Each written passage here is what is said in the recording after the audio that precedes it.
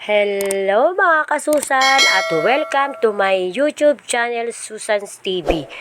Kanina habang ako po'y naglilibot sa eskwelahan na pinapasukan ko ay nakakita nga ako ng iba't ibang uri ng halamang snake plant.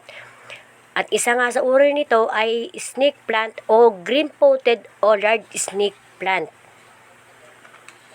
At meron daw itong specific name na Sansevieria islandica.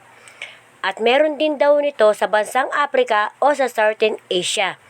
Ito daw ay umahaba ng 2 o 3 pulgada.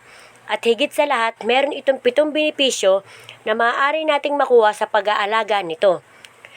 Una, makakakuha mula sa pag-aalaga ng snake plant ay ang oxygen-producing house plant o isa sa mga halamang malakas mag-produce ng oxygen.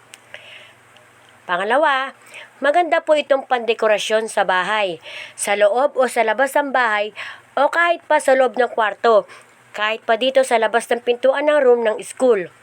Pangatlo, nakakaalis ng air pollution sa loob ng bahay tulad ng kakayanan nitong maka-absorb ng carbon dioxide, xylene at iba pa.